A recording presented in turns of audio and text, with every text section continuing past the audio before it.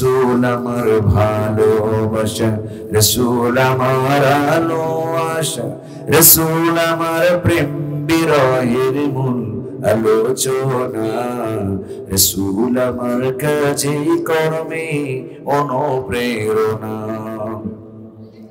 যখন দারুণ দুঃখ নামে আমার জীবন জুড়ে, বিপদ আপদে মুসিবতে মরি পুরে পুরে, তখন তোমার শৈশব কৈশোর জোড়াই যন্ত্রণা। রসুল আমার ভালোবাসা, রসুল আমার আলো আশা, রসুল আমার প্রেম বিরহের মূল আলোচনা, রসুল আমার কাছে কর্মে অনুপ্রেরণা। কত রকম রাজার নীতি প্রচার নীতি দেখলাম, দুঃখ হারে দুঃখ ছাড়া আর না কিছু পেলাম। বাংলাদেশের প্রতিবেশী একটা দেশ আছে, সেটা হলো মশরেক। যত হিন্দু এগুলি আমাদের জন্য, আমরা সারা বাংলাদেশে বসবাস করি, হিন্দু মুসলমান খ্রিস্টান বৌদ্ধ, আমাদের নিজেদের মধ্যে হানাহানি মারামারি বলতে কিছু নাই। কিন্তু প্রতিবেশী দেশের হিন্দুদের উস্কানিতে বাংলাদেশের কিছু ভৈরা এই পুঁটি মাছের মতো সকালে 1 লাখ বিকালে 1 লাখ, কথা ঠিক কিনা বলুন? কিন্তু বাংলাদেশের এই মুসলমানেরা যদি মাথায় পাগড়ি দিয়ে আর 1400 বছর আগের নবীর সুন্নাত নিয়ে যদি বের হয়, এই যারা ফুটকা ফুটকি লাফালাফি করতেছে এগুলিকে একটাও খুঁজে পাওয়া যাবে? সব গর্তের মধ্যে ঢুকে বলবো, কথা ঠিক কিনা? আমরা শান্তি প্রিয় দেখে লাফালাফি করতেছে। মুসলমান যদি অশান্তি গ্যাঞ্জাম পছন্দ করত, এই সমস্ত যারা শয়তানি করতেছে কেউ লাফালাফি করার সুযোগ পাইতো? এই জন্য আল্লাহ পাক বলছেন, কোরআনকে মানো, কোরআনের কাছে আসো। কোরআন ছাড়া আমার অবতারে কোনো মুক্তি নাই। কোরআনকে তোমাদেরকে মানতে হবে, কোরআন তোমাদেরকে পড়তে হবে। আমরা 100 জনের মধ্যে 1 জন মানুষও কোরআন পড়া জানি কিনা সন্দেহ, ঠিক কিনা বলেন? তারপর যাকে কান দিয়েছেন তিনি কানের মর্যাদা বুঝতে পারবে না, কিন্তু যিনি কানে কম শোনেন তিনি বুঝতে পারেন যে কান শোনার মর্যাদা কত বেশি। যার চোখ নাই আর যার চোখ আছে, দুইজনের নিয়ামত কি একরকম নাকি? আল্লাহ রাব্বুল আলামিন যাকে তিনি চক্ষু দান করেছেন, আল্লাহ পাক আসমান জমিনের সৃষ্টির সব সৌন্দর্য তিনি দেখতে পান, উপভোগ করতে পারেন। একজন অন্ধ মানুষের সামনে গিয়ে জিজ্ঞেস করবেন, এই পৃথিবীর সবচেয়ে নেক, এই পৃথিবীর মধ্যে সবচেয়ে উত্তম, সবচেয়ে দামি কোন জিনিসটা তোমার কাছে বলতে পারো? অন্ধ বলে তাই পৃথিবীর কোনো কিছু আমার দরকার নাই, আমার আল্লাহ যদি আমার সুন্দর দুটি চক্ষু দিয়ে দেন, এর চেয়ে বড় নিয়ামত দুনিয়ায় নাই। এরপরে যে ব্যক্তি কানে কম শুনে কানের মর্যাদা, চোখ নাই চোখের মর্যাদা, যার পা নাই আর যার পা আছে, দুজনের মর্যাদা কিন্তু একরকম হতে পারে? এই যে নিয়ামত দিলেন, নিয়ামতের শুকরিয়া আদায় করতে হবে। এই জন্য আল্লাহ রাব্বুল আলামিন আমাকে আপনাকে বানিয়েছেন এমনি ঘোরাফেরার জন্য নয়, দুনিয়াতে এমনি ঘোরাফেরার জন্য না, টাইম পাস করার জন্য না, ঘন্টার পর ঘন্টা সময় নষ্ট করার জন্য না। আল্লাহ রাব্বুল আলামিন আমাকে আর আপনাকে বানিয়েছেন, তার উদ্দেশ্য হলো এক উদ্দেশ্য, وَمَا خَلَقْتُ الْجِنَّ وَالْإِنسَ إِلَّا لِيَعْبُدُونَ। আল্লাহ পাক বলছেন, নবী, গোটা সৃষ্টি জগতের যত কিছু সৃষ্টি করা হয়েছে, মানুষ আর জিন, এই দুইটা জাতিকে সৃষ্টি করা হয়েছে শুধুমাত্র আল্লাহ রাব্বুল আলামিনের গোলামি করার জন্য, অন্য কোনো কিছু করার জন্য না। মানুষ এই দুনিয়ায় চলে আসলো, আল্লাহ নাজ নিয়ামত দিয়ে সব কিছু তাদেরকে ভরপুর করে দিল। সেই বান্দা আল্লাহর নিয়ামত থেকে অনেক দূরে চলে গিয়েছে, আল্লাহর দাসত্ব থেকে, আল্লাহর হুকুম থেকে অনেক দূরে চলে গিয়েছে। এই জন্য আল্লাহ রাব্বুল আলামিন আমাকে আপনাকে সৃষ্টি করে এই পৃথিবীতে তিনি তার গোলামীর কথা বলেছেন। আল্লাহ রাব্বুল আলামিন তিনি এক, তিনি একক, তার কোনো শরীক নাই। তিনি কারো কাছে জন্ম নেন নাই, কাউকে জন্ম দেন নাই। আকাশ আর জমিনে আমার আল্লাহর সমকক্ষ একজন আছে কি? একজন না।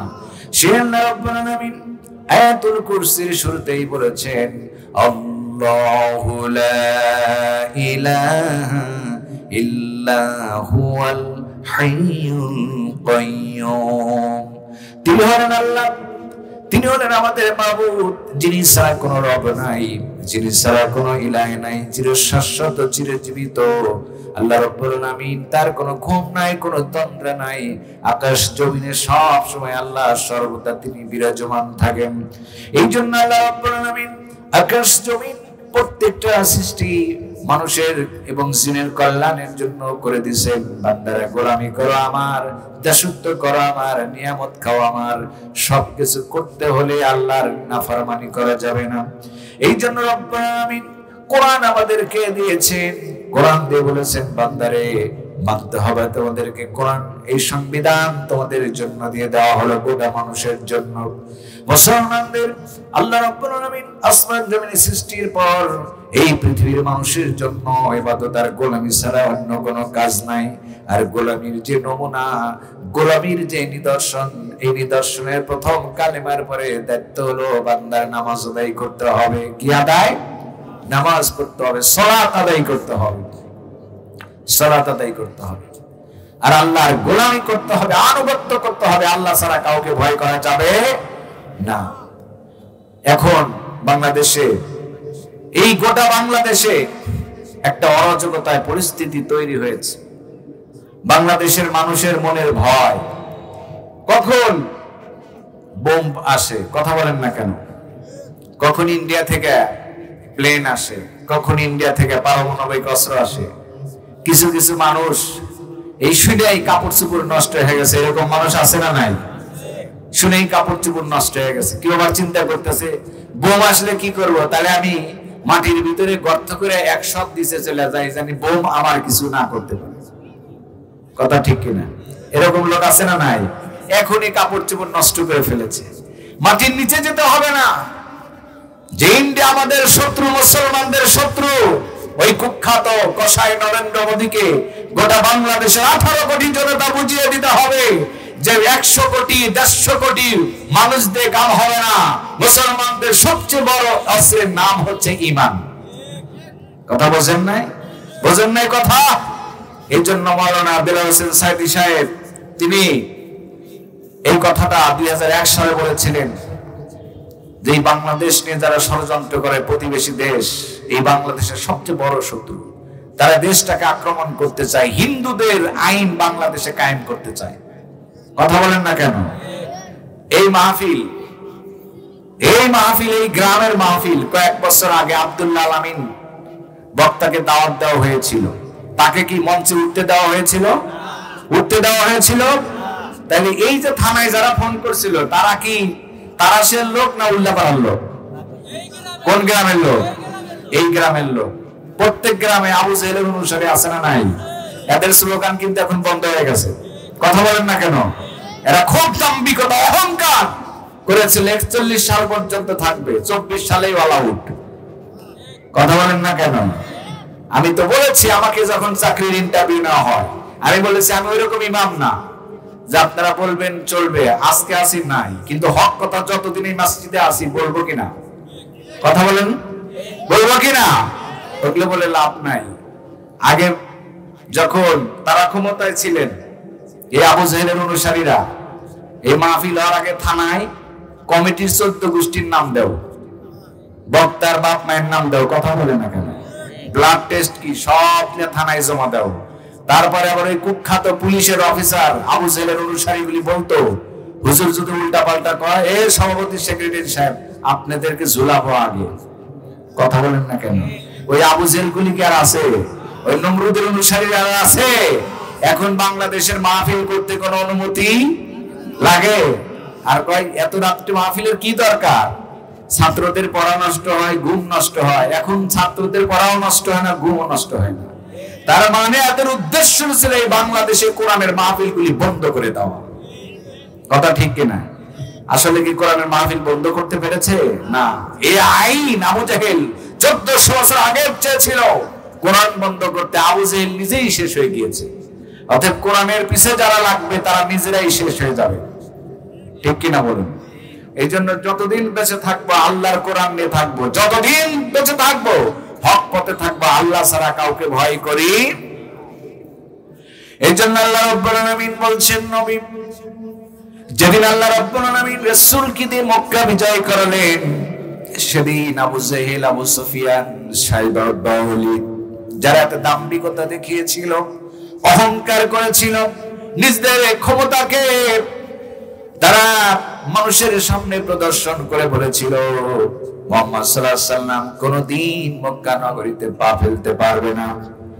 কয়েক বছর যেতে না যেতেই আল্লাহ পাক আমার রাসূলের হাতে গোটা দুনিয়াটা তুলে দিয়েছিলেন, ঠিক কি না? সে আল্লাহ রাব্বুল আলামিন বলছেন, ও আমার বান্দা, ও আমার গোলামেরা, ভয় করে একমাত্র আল্লাহ রাব্বুল আলামিনকে, যিনি তোমাকে আমাকে বানিয়েছেন। আল্লাহ ছাড়া কাউকে ভয় করার দরকার নাই, কোনো কিছু ভয় করার দরকার নাই। প্রতিবেশী রাষ্ট্র থেকে যত হুমকি আসুক, যত ধমকি আসুক, মুসলমানকে দিয়ে লাভ নাই। কারণ মুসলমান জেল, জুলুম, ফাঁসি এগুলি অনেক পুরানো হয়ে গেছে, এগুলি সবক দেওয়ার কোনো লাভ নাই। আগামী দিন আসতেছে, গোটা দুনিয়া মুসলমানদের হাতের নেতৃত্ব, ঠিক কিনা বলুন? যাদের হৃদয়ে আছে আল্লাহর ভয়, তারা কভু পথ ভুলে যায় না। আল্লাহর প্রেম ছাড়া এই দুনিয়ায় কোনো কিছু কারো কাছে চাই না। রাতের আধারে যারা সিজদাতে রয়, দু চোখের অশ্রুতে নদী যেন বয়, ছলনার হাত চানি যত আসুক, পিছনে ফিরেও তাকাই না। যাদের হৃদয়ে আছে আল্লাহর ভয়, তারা কবু পথ ভুলে যায় না। আল্লাহর প্রেম ছাড়াই দুনিয়ায় কোনো কিছু কারো কাছে চাই না, ঠিক না? এই জন্য আল্লাহ রাব্বুল আলামিন দুনিয়ার সব শক্তিকে পরাজিত হবে। কোরআন যখন এসেছে, কোরআনের চাইতে সুপার পাওয়ার আসমানি কিতাব আল্লাহ পাক আমাদেরকে দিয়েছেন। নবী শ্রেষ্ঠ, উম্মত শ্রেষ্ঠ, তাদের কার্যকলী হবে পৃথিবীর মধ্যে শ্রেষ্ঠ। বলেছেন কে? কে বলেছেন? আল্লাহ রাব্বুল আলামিন বলছেন, কুনতুম খায়রা উম্মাতিন উখরিজাত লিন-নাসি তা'মুরুনা বিল মা'রুফি ওয়া তানহাউনা 'আনিল মুনকার। আল্লাহ পাক বলছেন, নবী তোমরাই হলো পৃথিবীর শ্রেষ্ঠ জাতি, তোমরাই হলো পৃথিবীর উত্তম জাতি। তোমাদের দায়িত্ব, কর্তব্য দেওয়া হয়েছে, তোমরা একমাত্র এই পৃথিবীর মানুষকে সৎ কাজের আদেশ দিবে, অসৎ অধর্মীয় কার্যকলাপ থেকে মানুষদেরকে তোমরা বিরত থাকবে। আল্লাহর নবী বলেছেন, ও আমার উম্মতেরা, যদি তোমরা খারাপ কাজ হতে দেখো রাষ্ট্রে অথবা সমাজে, তোমাদের প্রথম রেসপন্সিবিলিটি, দায়িত্ব হবে খারাপ কাজগুলি নিজের হাত দিয়ে প্রতিহত করতে হবে। কি দিয়ে প্রতিহত করতে হবে? হাত দিয়ে।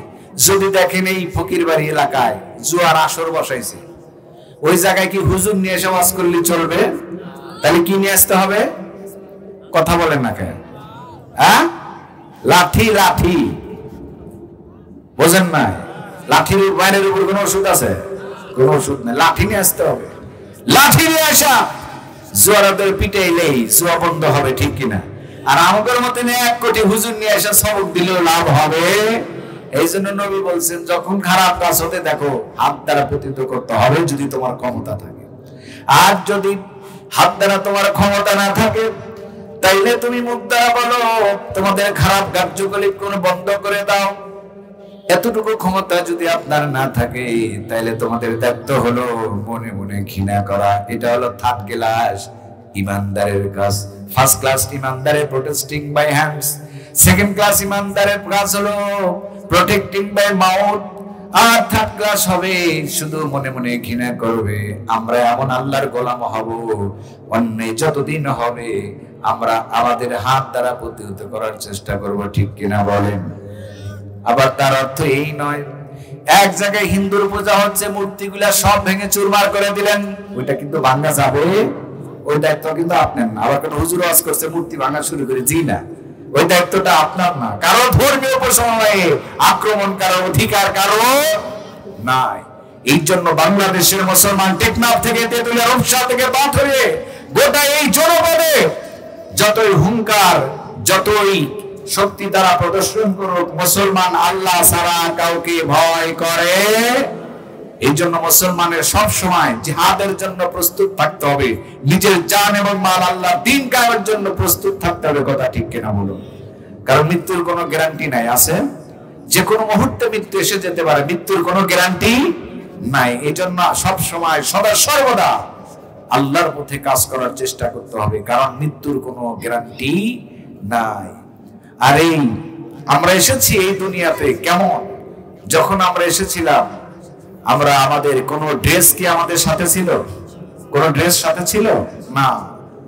আবার যখন চলে যাব শুধু মার্কিন কাপড় আমাদের দেওয়া হবে, এছাড়া আর এই দুনিয়ার যে ডেকোরেশন গুলি আছে কোনো কিছুই কবরের সাথে যাবে। এই জন্য আল্লাহ রাব্বুল আলামিন বলছেন নবী প্রস্তুতিটা নিতে হবে, জিহাদের জন্য মুসলমানদেরকে প্রস্তুত থাকতে হবে। জিহাদ যে কোনো মুহূর্তে এসে যেতে পারে, জিহাদের কোনো নির্দিষ্ট সময় নাই।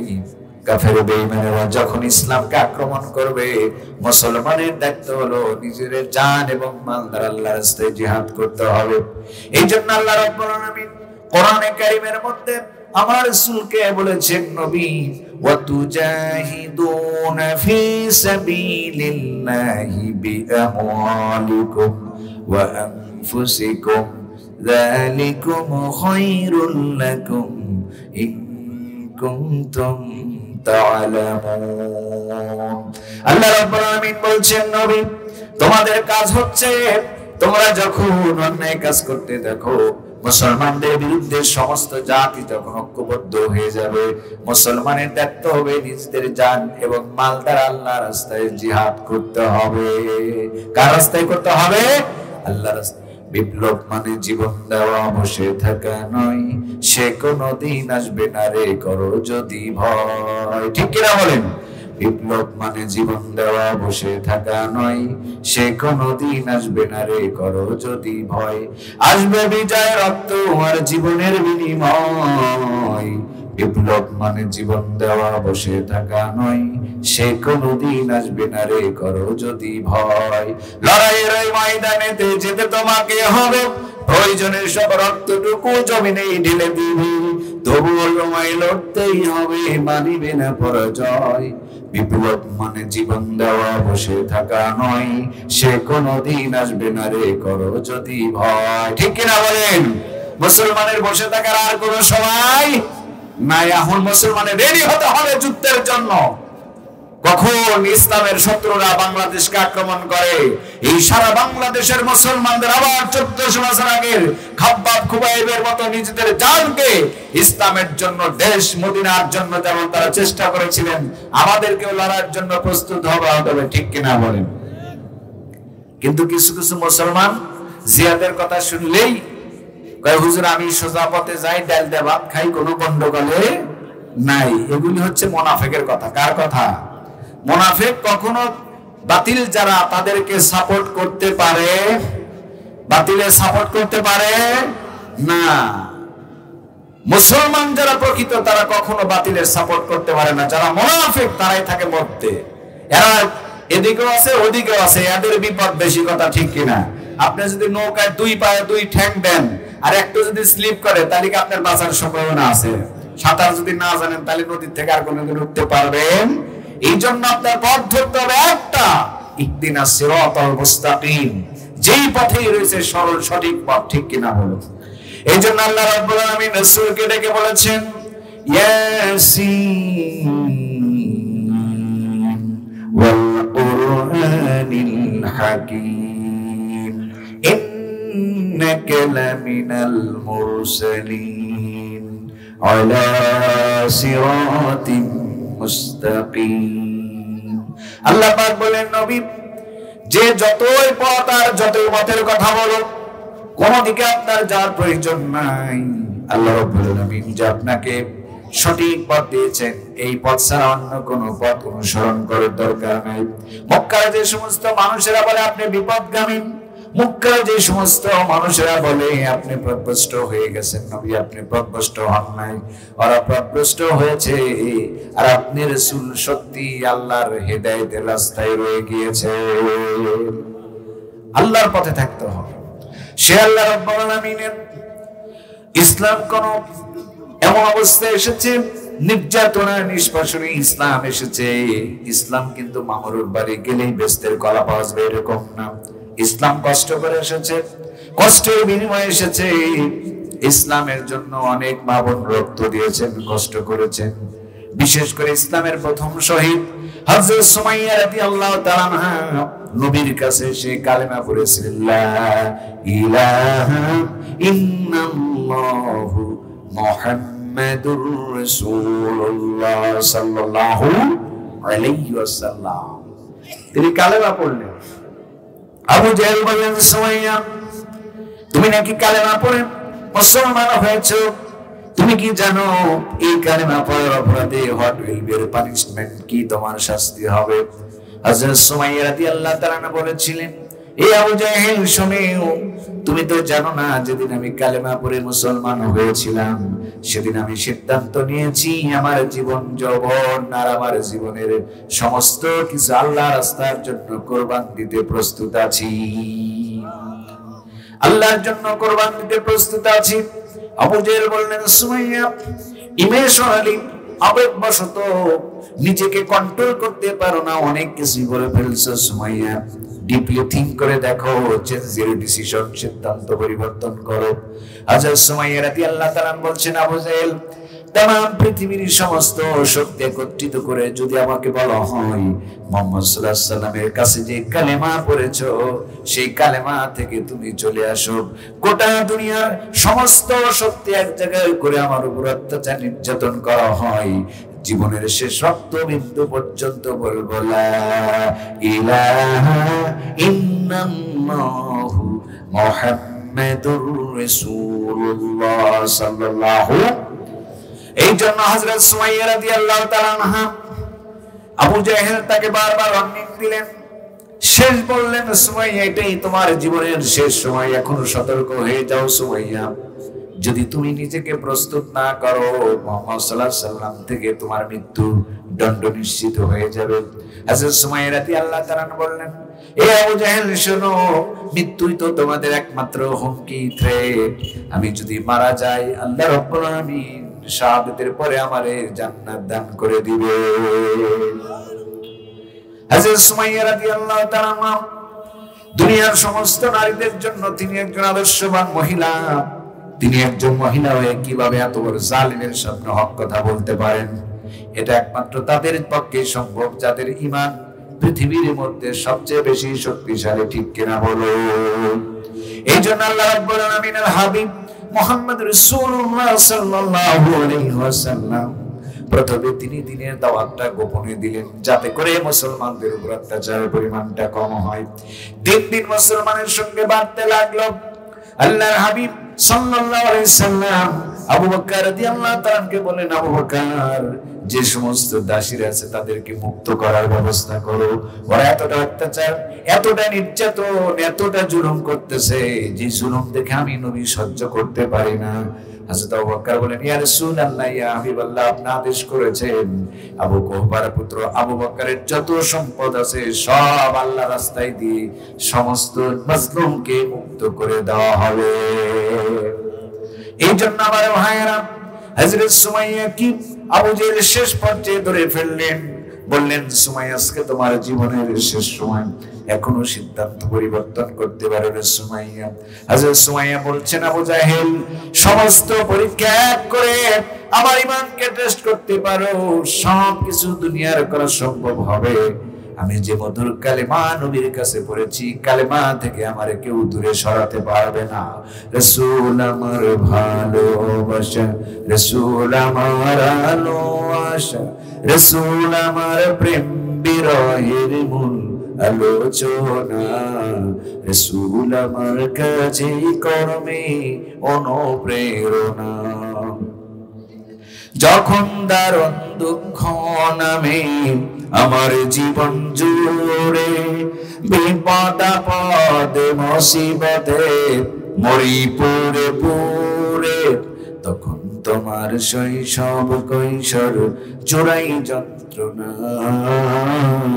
রাসূল আমার ভালোবাসা, রসুল আমার আলো আশা, রসুল আমার প্রেম বিরহের মূল আলোচনা, রসুল আমার কাজে কর্মে অনুপ্রেরণা। কত রকম রাজার নীতি প্রচার নীতি দেখলাম, দুঃখ হারে দুঃখ ছাড়া আর না কিছু পেলাম, তখন শুধু মনে পড়ে সোনার মদিনা। রসুল আমার ভালোবাসা, রসুল আমার আলো আশা, রসুল আমার প্রেম বিরহের মূল আলোচনা, রসুল আমার কাছে কুল, তোমাকে ভুলি আমি কেমন করে। হেরার গুহায় তোমারই ধ্যান, আসমান থেকে নামে আল কোরআন। হেরার গুহায় তোমারই ধ্যান, আসমান থেকে নামে বেদনার পরে, ফিরে আসনি তুমি আপন ঘরে, দিনের আলো তুমি সরিয়ে দিতে, চলে গেলে মদিনায় মক্কা ছেড়ে। হে রাসূল তোমাকে ভুলি আমি কেমন করে। আমরা আমাদের নবীকে ভুলতে পারি? এই জন্য আল্লাহ রাব্বুল আলামিন দুনিয়ার কোন মানুষের কথা গ্যারান্টি দেন না অনুসরণের। আল্লাহ রাব্বুল আলামিন তার হাবিবের কথা বলেছেন, আমার নবীর জিন্দেগি তোমরা অনুসরণ করতে হল। মুক্তি যদি পেতে চাও, নবীর জীবন ছাড়া দুনিয়ার কোন জায়গায় মুক্তির কোন গ্যারান্টি। এই জন্য আল্লাহ রাব্বুল আলামিন বলছেন, নবী তোমরা দুনিয়ার মানুষ সব বাদ দিয়ে আমার নবীকে অনুসরণ করো, কারণ লাকাদ কানা লাকুম ফি রাসূলিল্লাহি উসওয়াতুন হাসানাহ। আল্লাহ পাক বলছেন, নবী এই পৃথিবীর মানুষ তোমরা যত মানুষের মধ্যে আদর্শ খোঁজো, আদর্শের একমাত্র মূর্তি প্রতীক হলেন মুহাম্মদ সাল্লাল্লাহু, তিনি ছাড়া কোনো মানবতার কোনো সমাধান নাই। এই জন্য সুমাইয়া রাদিয়াল্লাহু তাআলা দুনিয়ার সমস্ত পথ সমস্ত মত ছেড়ে নিজের জীবনকে আল্লাহর জন্য দেওয়ার জন্য এসেছিলেন। কারণ আল্লাহ বলেছেন, কুল ইন্না সালাতি ওয়া নুসুকি ওয়া মাহইয়ায়া ওয়া মামাতি লিল্লাহি রাব্বিল আলামিন। ও নবী আপনি বলে দিন, আমার নামাজ, আমার কুরবানি, আমার হায়াত, আমার ভোগ যা কিছু আছে আকাশ আর জমিনের মালিক আল্লাহর জন্য কোরবান করে দিলাম। এই জন্য আপনার জীবন আপনার জন্য না, আপনার লাইফ আপনার নিয়ন্ত্রণে নাই, সব কিছুর নিয়ন্ত্রণের মালিক হচ্ছে আল্লাহ রাব্বুল আলামিন। তিনি বলছেন, আল্লাহু লা ইলাহা ইল্লা হুয়াল হাইয়ুল কাইয়্যুম। আল্লাহ তিনি মাত্র আল্লাহ, যিনি ছাড়া কোনো রব নাই, তিনি চির শাশ্বত, চির জাগ্রত, আসমান জমিন আল্লাহ সর্বদা তিনি বিরাজমান। এই জন্য রব্বে কারীম, এই জন্য রব্বে কারীম আমাদেরকে তিনি বলেছেন তারা দাসত্ব করতে হবে। এই জন্য হক পথে বাধা আসতেই পারে, এই জন্য আমাদের ভয় পাওয়া চলবে না। এই হক পথে আমাদেরকে থাকতে হবে। যেদিন হক আসবে সেদিন বাতিলের কোনো অস্তিত্ব নাই। অকুল জাআল হাক্কু ওয়া যাহাকাল বাতিল ইন্নাল বাতিলা কানা যাহুকা। আল্লাহ বলছেন, নবী সত্য যখন এসে যাবে, সত্য অসংগত, মিথ্যা দুর্নীত, মিথ্যা কোনদিনও বাতিল, কোনদিনও হকের কাছে টিকতে পারে না। এই সুমাইয়া রাদিয়াল্লাহু তাআলা আবু জেহেলকে ডেকে বললেন, আবু জেহেল মৃত্যু নিশ্চিত জেনেও আমি সিদ্ধান্ত নিয়েছি এই মুহূর্তে জীবন চলে যাবে, তো তোমার মতন কাফের আবু জেহেলের কাছে আমার মাথা নত করব না। আমার এই মাথাটা আল্লাহ ছাড়া কারো কাছে নত হবে না। আপনারা জানেন মাওলানা দেলোয়ার হোসেন সাইদি সাহেবকে কত বড় অফার দেওয়া হয়েছিল, হুজুর আপনি জেলখানা থেকে বের হয়ে এই কোরআনের আন্দোলন আপনি করবেন না, আপনি যদি রাজি থাকেন আমরা আপনাকে ছেড়ে দেব, আর ফাঁসি টাসি এগুলি কিচ্ছু না। মাওলানা দেলোয়ার হোসেন সাইদি বলেছিলেন, আমি শাহাদাতের মৃত্যুবরণ করতে প্রস্তুত আছি, কোন বাতিলের কাছে মাথা নত করব।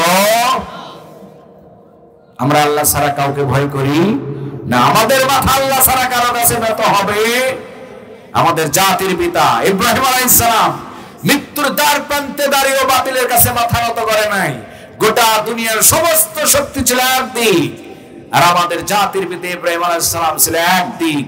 বিজয় দিয়েছেন আল্লাহ তাকে, কথা ঠিক কিনা বলুন? এই জন্য আমাদের হতাশ হওয়ার কোনো কারণ নাই। আমাদের বিজয় আসবেই যদি আমরা হকের পথে, ইনসাফের পথে ঠিকভাবে থাকতে পারি। এই জন্য বাংলাদেশের সমস্ত মুসলমানদেরকে কোরআন মেনে চলতে হবে, নামাজের মধ্যে থাকতে হবে, আল্লাহর কোরআনকে মানতে হবে, কোরআন ছাড়া বাইরে কিছু যাওয়া যাবে না। এই জন্য বান্দাদের দায়িত্ব হলো সদা সর্বদা আল্লাহর হুকুমের প্রতি আনুগত্যশীল হওয়া। এবার সুমাইয়া রাদিয়াল্লাহু তাআলা কে আবু জেহেল বাঁধলেন, বললেন সুমাইয়া এই মুহূর্তে তোমার শেষ সময় চলে এসেছো, মৃত্যু তোমার নিশ্চিত। সুমাইয়া তোমার সিদ্ধান্ত কি? হযরত সুমাইয়া রাদিয়াল্লাহু তাআলা বললেন, আবু জেহেল সব কার্যক্রম সম্পূর্ণ করে ফেলেন, আমার তো কোনো ভয় নেই, টেনশন নাই। হাতি মরলেও লাখ, বাঁচলেও লাখ, আমরা মরলে শহীদ, বাঁচলে গাজী, আমাদের কোনো চিন্তা। আমাদের এই ডেড বডি সাধারণ ডেড বডির মতো হবে না। আল্লাহর নবী বলেছেন, যার অন্তরের মধ্যে শহীদের তামান্না নাই, শাহাদাতের তামান্না নাই, এমন অবস্থায় যদি মৃত্যুবরণ করে, মৃত্যুটা হবে মুনাফিকের মৃত্যু। কিসের মৃত্যু? মুনাফিকের মৃত্যু। আবার রাসূল সাল্লাল্লাহু আলাইহি ওয়াসাল্লাম বলেছেন, যদি কারো অন্তরের মধ্যে আল্লাহর রাস্তায় শহীদের জন্য তামান্নার চিন্তা থাকে, ওই গোলাম যদি জ্বরের মধ্যেও মারা যায়, আল্লাহ রাব্বুল আলামিন কিয়ামতের দিন তাকে শহীদদের সঙ্গে হাসর করাবে। এই জন্য নিয়ত থাকতে হবে আল্লাহর রাস্তায় শহীদ হয়ে যাওয়া। মৃত্যুর কোনো গ্যারান্টি নাই, যে কোনো মুহূর্তে মালাকুল মউত দেশে উপস্থিত হয়ে যেতে পারে, মৃত্যুর কিন্তু কোনো গ্যারান্টি নাই। ও বাংলাদেশের মুসলমানেরা, এখনো যদি আপনারা সচেতন না হন, বিপদ কিন্তু অনিবার্য হয়ে আসবে। মুসলমানের সবচেয়ে বড় সম্পদ ঈমানের ভয় হলো নামাজ। নামাজ যতদিন পর্যন্ত মুসলমান পড়বে না, ততদিন পর্যন্ত মুসলমানের বিপদ দূর হবে। এই জন্য সুমাইয়া রাদিয়াল্লাহু তাআলা, তার এই সিজদা আবু জেহেলের পছন্দ হয়নি, তার নামাজ আবু জেহেলের কাছে পছন্দ হয় নাই। সুমাইয়া রাদিয়াল্লাহু তাআলাকে বলেন, আবু জেহেল এখনো সময় আছে রে সুমাইয়া, তুমি সিদ্ধান্তকে পরিবর্তন করো। হযরত সুমাইয়া রাদিয়াল্লাহু তাআলা বলছেন, আবু জেহেল সব কাম সমর্পণ করে আপনি শেষ করে দিন, আমি সুমাইয়া শহীদ হওয়ার জন্য প্রস্তুত আছি। কারণ মুমিন নিজের জীবনের চাইতে আল্লাহ পাককে বেশি ভালোবাসে। ওয়াল্লাযীনা আমানু আশাদ্দু হুব্বান লিল্লাহ, আল্লাহ বলছেন যারা ঈমানদার তারা দুনিয়ার কোনো কিছুকে পরোয়া করে না, দুনিয়ার কোনো কিছুকে মানে না, তাদের চিন্তা চেতনা নাই, তাদের চিন্তা হলো একজন, তিনি কে? সে আল্লাহ রাব্বুল আলামিন বলছেন, নবী ওয়াতুজাহিদুনা ফি সাবিলিল্লাহি বিআমওয়ালিকুম ওয়া আনফুসিকুম যালিকুম খায়রুল লাকুম ইন কুনতুম তা'লামুন। আমার গোলামের, আমার বান্দারা, তোমাদের ডিউটি এন্ড রেসপন্সিবিলিটি হচ্ছে তোমাদের জীবন আর সম্পদ মাল দ্বারা নিজেদের জীবনকে আল্লাহর দ্বীনের জন্য তোমরা সবসময় প্রস্তুত রাখবে, জিহাদের জন্য। আল্লাহ পাক এই কথাটা কোরআনে অনেক জায়গায় বলে দিয়েছেন। জিহাদ হলো চেষ্টা করা, প্রচেষ্টা করা, দিন কায়েম হোক আর না হোক মুসলমানদের প্রচেষ্টা করতে হবে। রাসূল সাল্লাল্লাহু আলাইহি ওয়াসাল্লাম সর্ব অবস্থায় কাউকে ভয় পেতেন না, তিনি যাকে ভয় পাইতেন তিনি কে? রাসূল সাল্লাল্লাহু আলাইহি ওয়াসাল্লাম জিহাদের ময়দানে যুদ্ধ বিজয় করে মদিনার উপকণ্ঠে দুপুরে বিশ্রাম নিচ্ছেন। সাহাবায়ে কেরাম সবাই ঘুমিয়ে পড়েছেন। জিহাদের ময়দান থেকে ক্লান্ত হয়ে একজন কাফির এসে নবীজির তরবারিটা নিয়ে রাসূলের সামনে রাসূলকে খোঁচা দিলেন। নবীজির ঘুম ভেঙে গেল। আল্লাহর হাবিবকে বললেন, ওগো নবী, তুমি তো আল্লাহর নবী বলে নিজেকে দাবি করো, বলো এই মুহূর্তে আমাকে কে আমার কাছ থেকে কে তোমাকে বাঁচাবে? নবীজি শুয়ে থেকে এসে বসে উঠে বললেন, এই মুহূর্তেও যিনি আমার বাঁচাবেন তিনি আল্লাহু আকবার। তিনি কে? আল্লাহু আকবার ধ্বনি দিলেন। কাফেরের হাত থেকে তরবারি পড়ে গেল। নবীজি তরবারি নিয়ে বললেন, বলো এই মুহূর্তে আমার হাত থেকে তোমাকে কে বাঁচাবে? রাহমাতাল লিল আলামিন মাফ করে দিলেন, কারণ তিনি ছিলেন দয়ার সাগর। ঠিক কিনা বলুন? আল্লাহর হাবিব সাল্লাল্লাহু আলাইহি সাল্লাম সদা সর্বদা কাউকেই ভয় পেতেন না। যত বড় শত্রু তার আসুক, যত বড় কঠিন মুসিবত বিপদে আসুক, পৃথিবীর কাউকে ভয় পেতেন না। তিনি সর্বসর্বদা আমার আল্লাহ রাব্বুল আলামিনকে ভয় পেতেন। এই জন্য আল্লাহ রাব্বুল আলামিন কোরআনে কারীমের মধ্যে বলেছেন, বান্দারা দুনিয়ার কোন দিকে ফাইনা তাযহাবুন, তোমরা কোন দিকে যাও, তোমাদের কোন দিকে যাওয়ার দরকার নাই। তোমাদের একমাত্র দায়িত্ব আর কর্তব্য যে আকাশ আর জমিনের মালিক যিনি, সেই দিকে তোমাদের ফিরে আসতে হবে। কথা ঠিক কিনা বলো? আল্লাহ ছাড়া আমরা কাউকে ভয় করি না। এক জায়গায় দুই গ্রুপ ফাইট লাগছে। যে গ্রুপের আগাইলা লোকটা মারামারির সামনে খুব লাফাইতেছে, তার একজনকে, তুমি এত লাফাও কে? ফাইট করবো। তাহলে আগে যাও না কে? আরে ভাই আগে যাইতে ভয় পাই, কিন্তু লাফালাফি করতে ভয় পায় না। এরকম মানুষ আছে না? না, এই আগাইলা লোক সব জায়গায় কম বেশি আছে।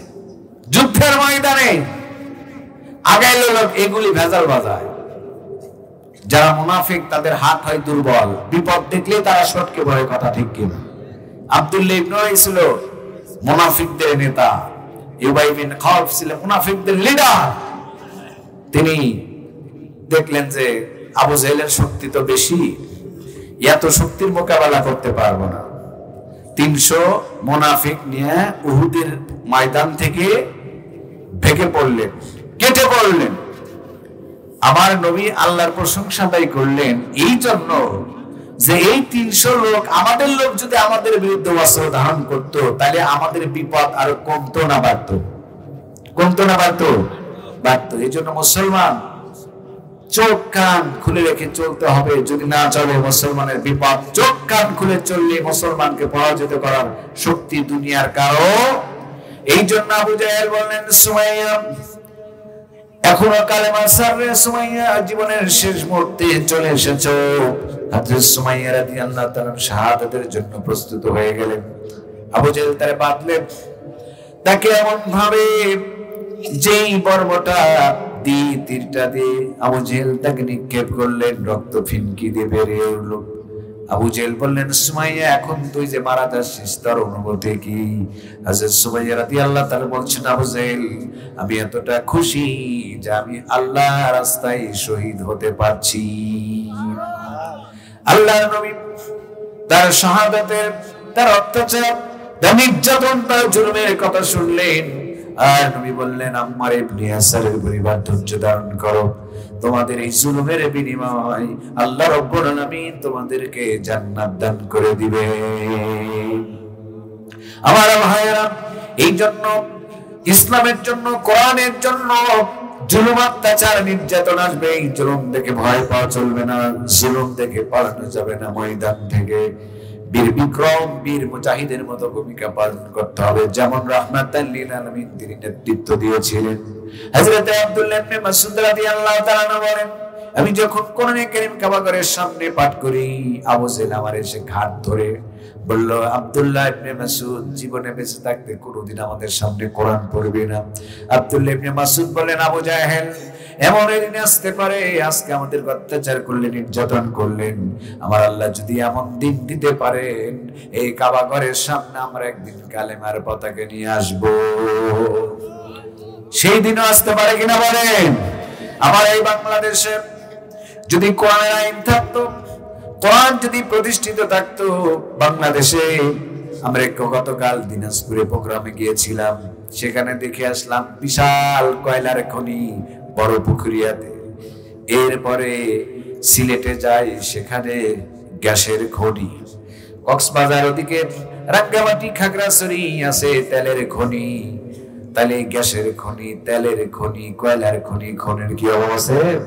বাংলাদেশের সবচেয়ে বড় খনির নাম হলো চোরের খনি। কথা বলেন না কেন?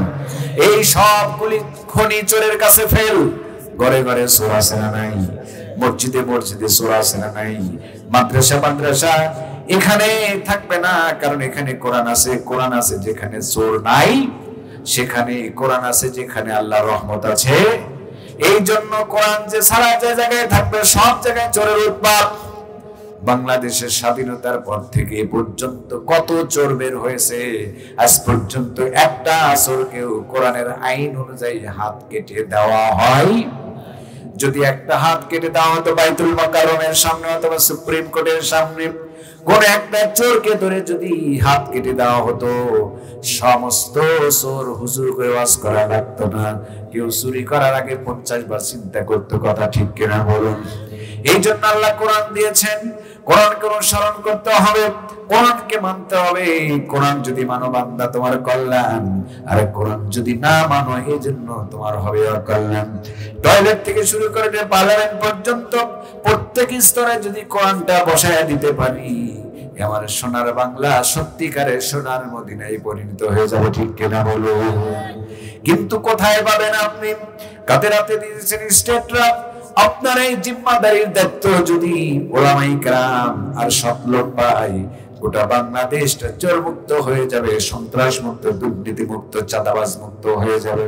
যতক্ষণ পর্যন্ত কোরআনের আইন না নিয়ে আসতে পারবেন, সারা বাংলাদেশ কেন গোটা পৃথিবীর কোথাও শান্তি হবে। এই জন্য আল্লাহ রাব্বুল আলামিন বলেছেন, ফামান তাবিআ হুদায়া ফালা খাউফুন আলাইহিম ওয়ালা হুম ইয়াহজানুন।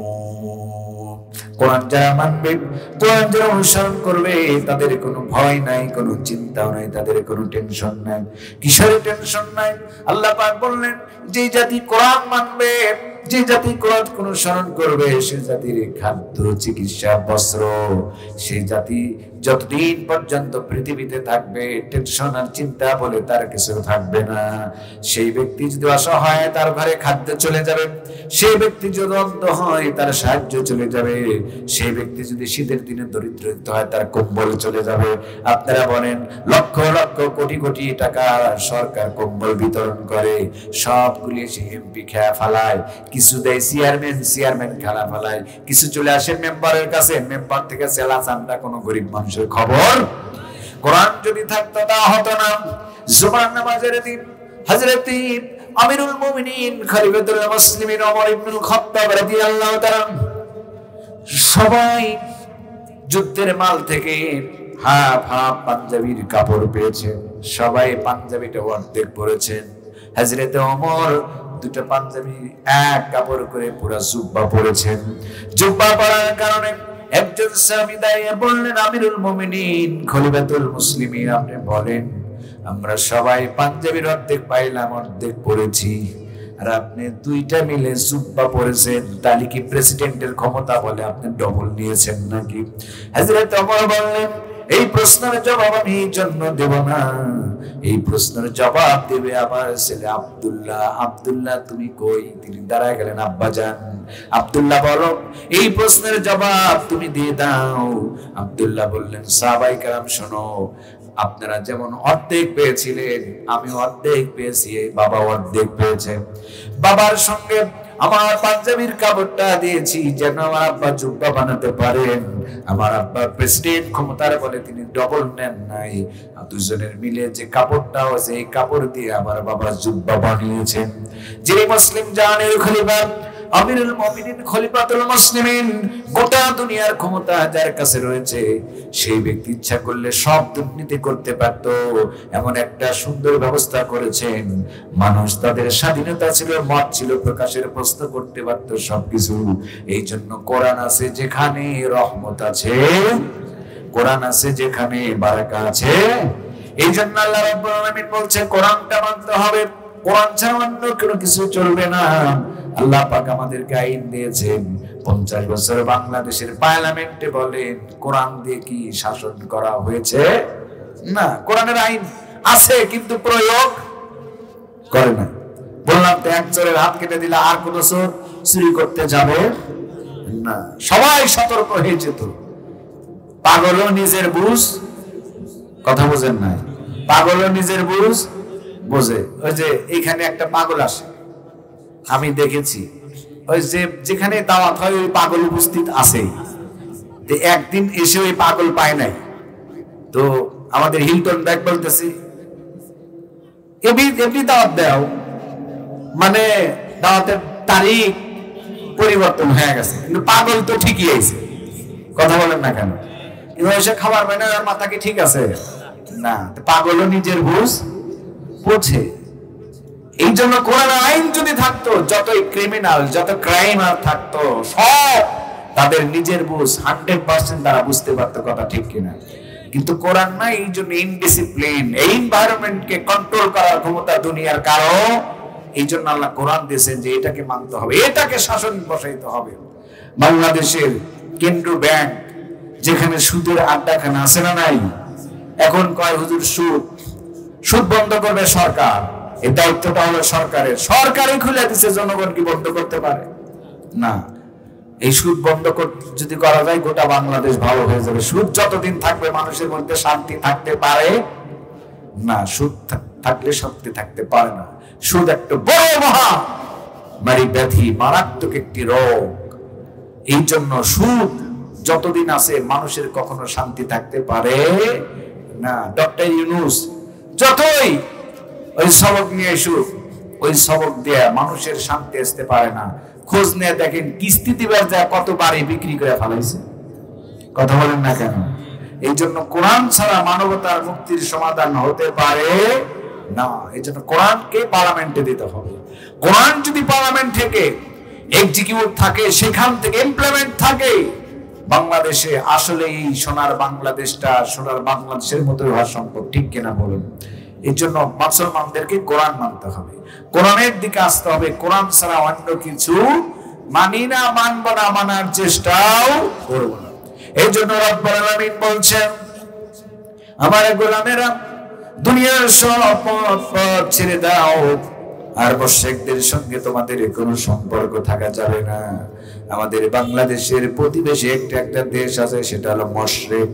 যত হিন্দু এগুলি আমাদের জন্য, আমরা সারা বাংলাদেশে বসবাস করি, হিন্দু মুসলমান খ্রিস্টান বৌদ্ধ, আমাদের নিজেদের মধ্যে হানাহানি মারামারি বলতে কিছু নাই। কিন্তু প্রতিবেশী দেশের হিন্দুদের উস্কানিতে বাংলাদেশের কিছু ভৈরা এই পুঁটি মাছের মতো সকালে 1 লাখ বিকালে 1 লাখ। কথা ঠিক কিনা বলুন?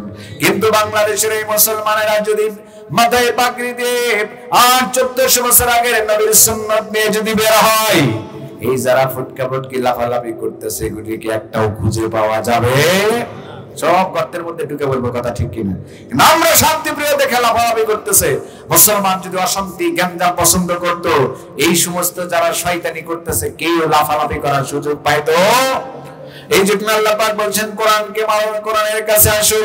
কোরআন ছাড়া আমার অবতারে কোনো মুক্তি নাই। কোরআনকে তোমাদেরকে মানতে হবে, কোরআন তোমাদেরকে পড়তে হবে। আমরা 100 জনের মধ্যে 1 জন মানুষও কোরআন পড়া জানি কিনা সন্দেহ। ঠিক কিনা বলেন? কোরআনের সাথে আমাদের কোনো সম্পর্ক নাই।